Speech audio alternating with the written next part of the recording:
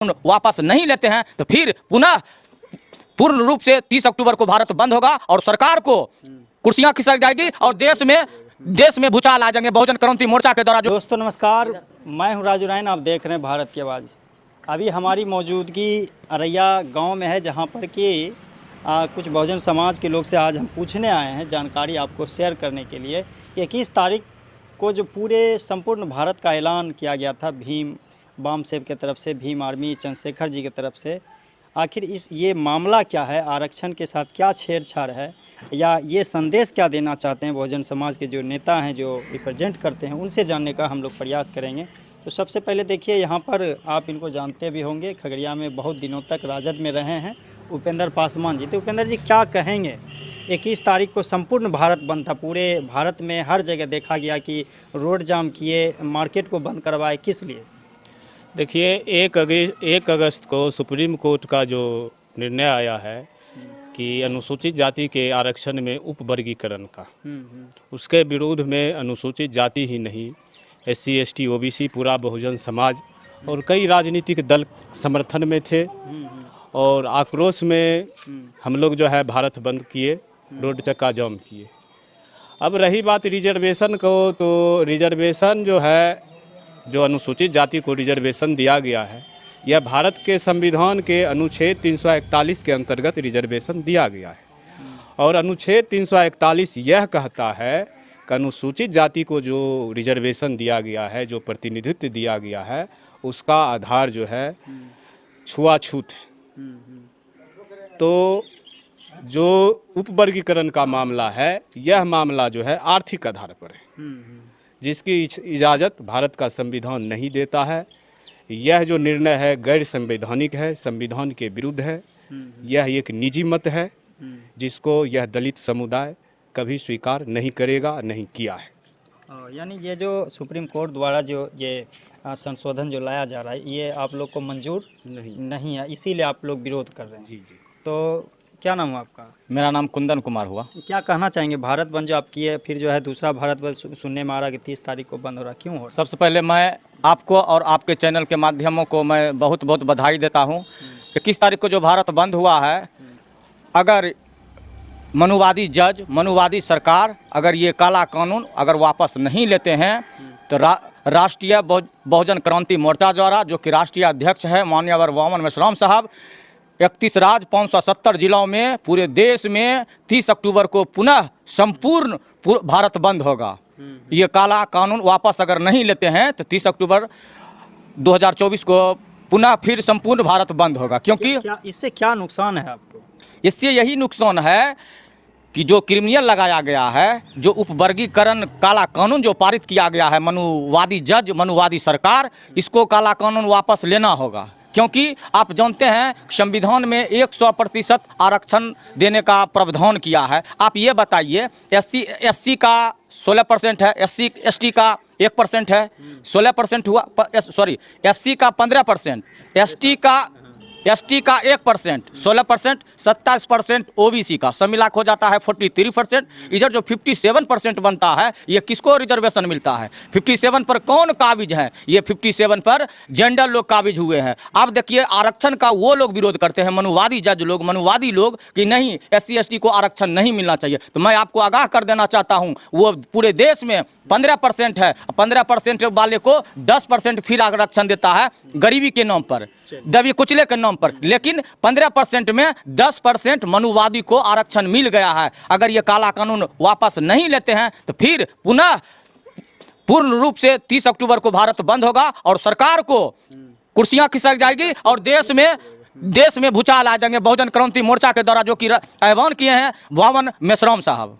चलिए, और भी साथी हैं जो कि मोनी कुमार जी, और ये चुनाव भी एक बार लड़े थे विधानसभा से, लोकसभा से, लोकसभा से, सपा यानी समाज BMP से, बहुजन मुक्ति पार्टी से 2019 में हम लोकसभा 25 खगड़िया से चुनाव लड़े थे, जिसमें हमें चौथा स्थान में हम थे यहाँ। जी, तो ये मोनी कुमार जी जो आपको परिचय दिए हैं, तो कहने का मतलब है कि ये क्या आरक्षण पे हमला है, जो कि पूरे देश में, हालांकि सभी बहुजन नेताओं को सामने आना चाहिए, लेकिन वामन मेश्राम जी ही फिलहाल अभी इस मामले में सबसे आगे बढ़ के वो आए हैं। तो क्या कहना चाहेंगे?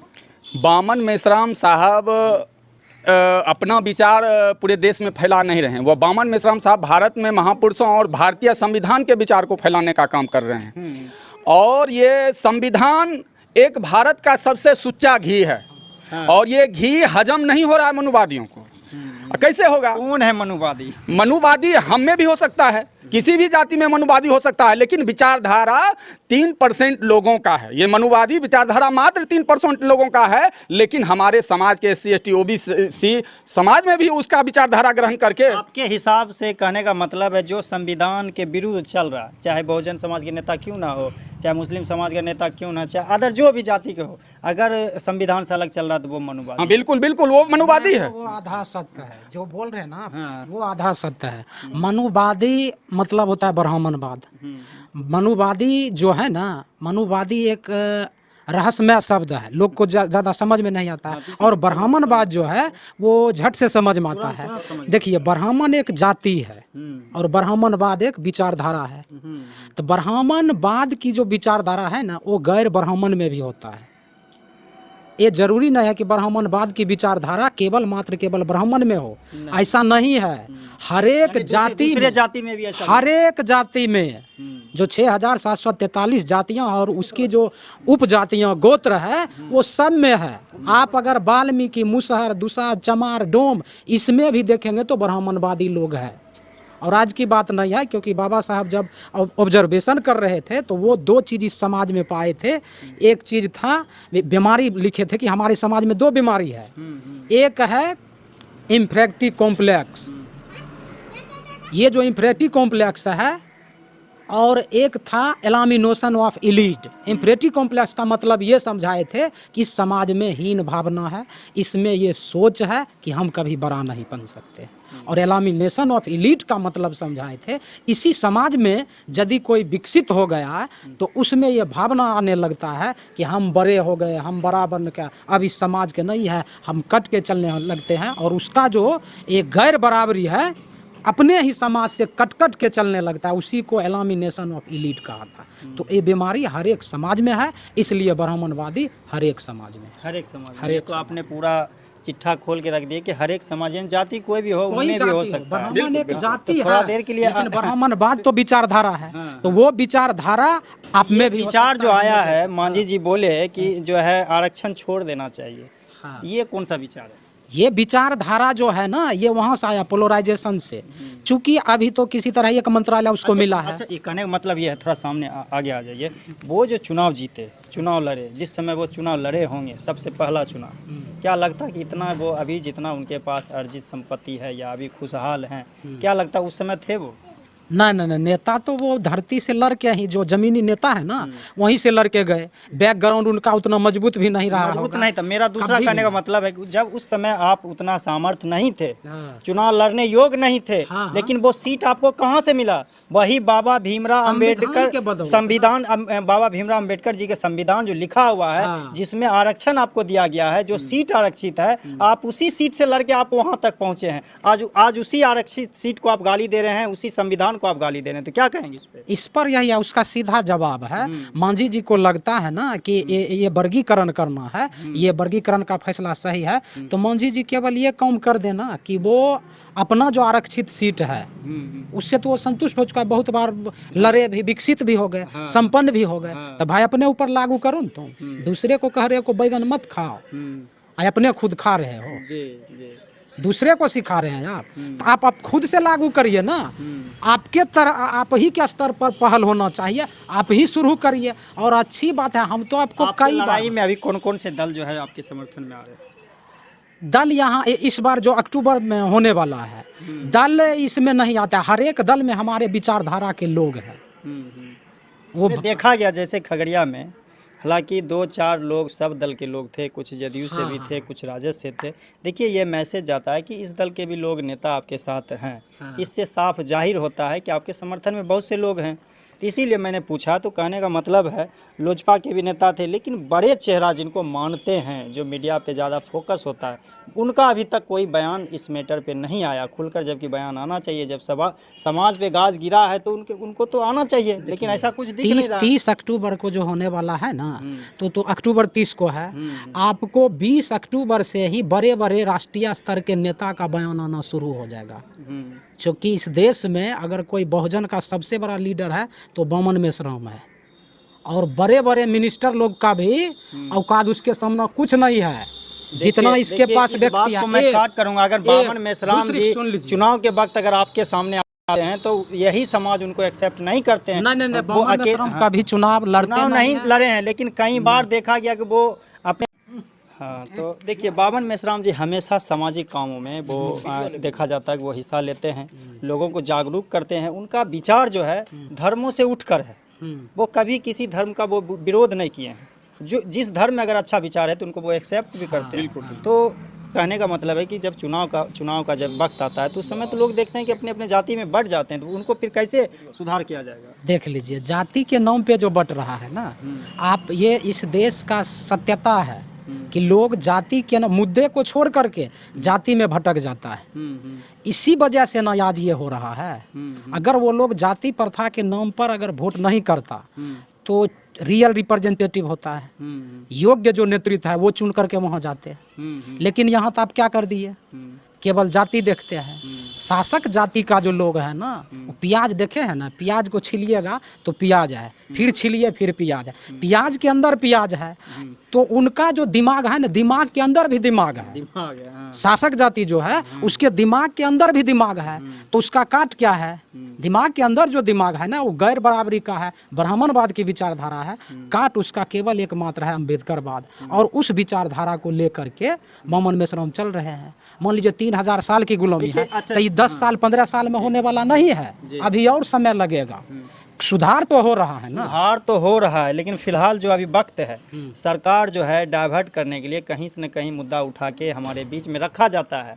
हिंदू मुस्लिम हो, चाहे बांग्लादेश हो, चाहे कई तरह के 3 तलाक हो, किसी तरह से मुद्दा हिंदू मुस्लिम में डाइवर्ट करके जो असल मुद्दा है उससे समाज को भटका दिया जाता है। तो इस मैटर पे आप क्या कहना चाहेंगे? अभी फिलहाल बांग्लादेश का मुद्दा चल रहा है कि देखिए हिंदू वहाँ के खतरे में है, जबकि ये इस बात पे मैं कहना चाहूँगा कि हमारे घर का तो उपाय न है, आप दूसरे जगह की बात क्यों करते हैं? जबकि आपके ही देश में होता है तो आप कहते हैं कि ये मेरा इंटीरियर अपना घर का मामला है, मेरे देश का मामला है, इसमें किसी को इंटरफेयर करने की ज़रूरत नहीं है।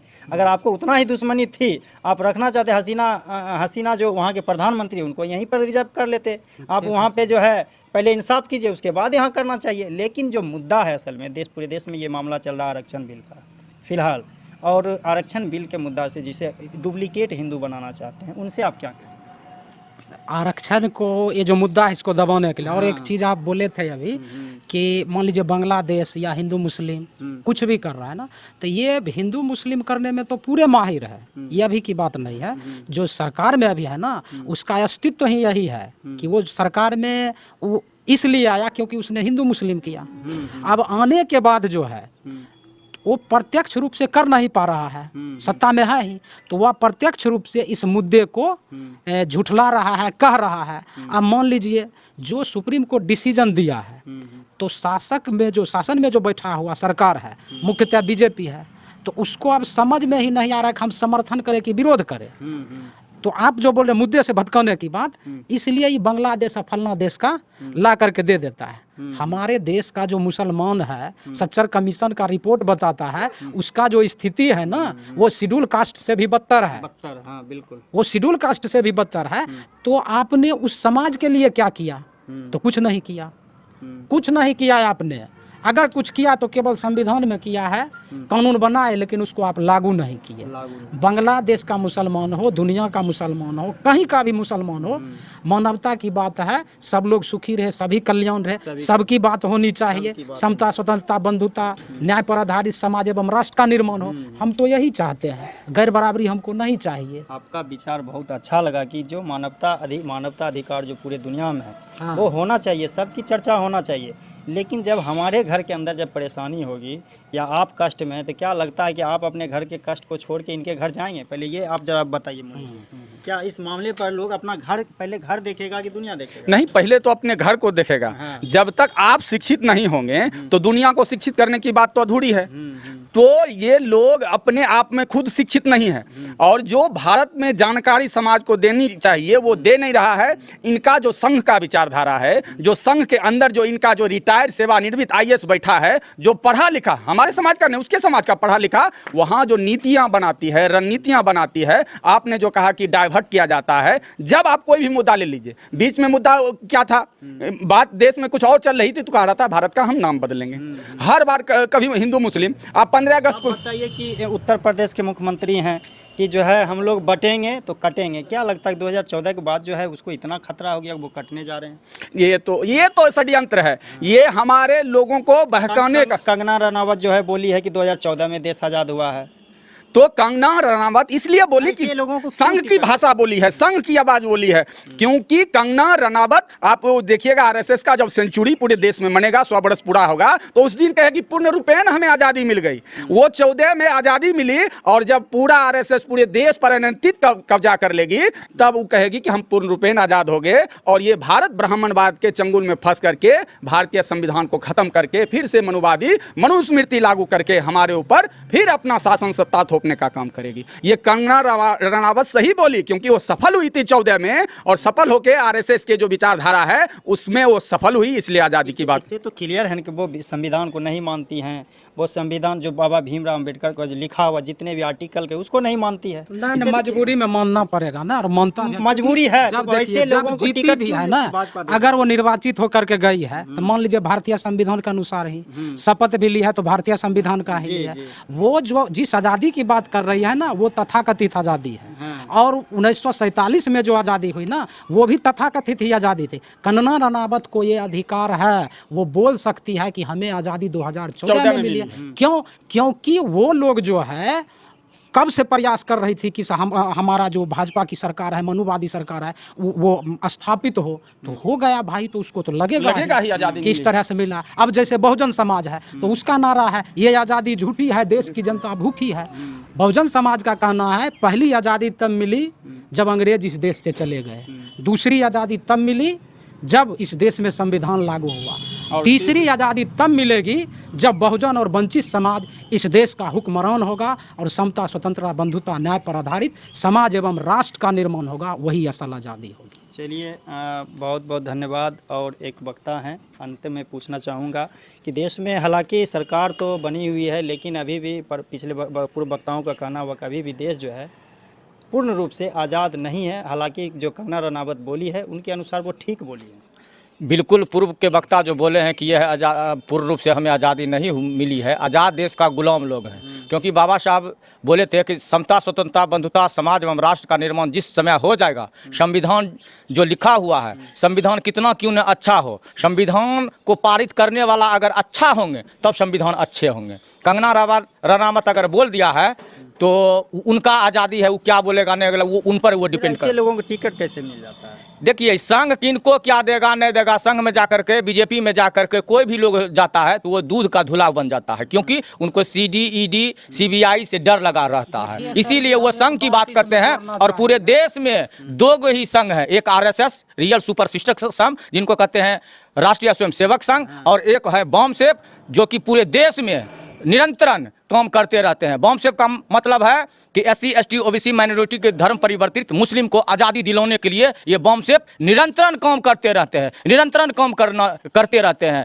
मैं आगाह कर देना चाहता हूँ, मनुवादी जो जज बैठा हुआ है, मनुवादी जो सरकार बैठा हुआ है, आसमां क्या जाने कि चांद क्या चीज़ होती है, जमी क्या जाने कि सूरज क्या चीज़ होती है, और जो सब दिन भीख मांग के खाए मनुवादी, वो क्या जाने कि बाबा का लिखा हुआ संविधान क्या चीज़ होता है। इसीलिए साथियों, संविधान को मैं सैल्यूट करना चाहता हूँ। और भारत में जितने भी नेता, लीडर, जितने भी SC, ST, OBC माइनॉरिटी, धर्म परिवर्तित मुस्लिम है, जेंडलो है, मैं उनसे आग्रह करता हूँ कि भारत को जो संविधान लिखा हुआ है उस पर दुनिया वाले सलाम करते हैं, सैल्यूट करते हैं। मैं आपसे आशा और विश्वास करता हूं कि बाबा साहब का जो संविधान है उनको भी आप लोग सैल्यूट करें, तब जाकर हम लोग एक समता का, बंधुता पर एक समाज का निर्माण हो। क्या नाम बताया? मेरा नाम कुंदन कुमार है। मैं अभी वर्तमान में मानसी नगर पंचायत के वार्ड पार्षद प्रतिनिधि हूँ, वार्ड नंबर 4 के। वार्ड नंबर 4 के।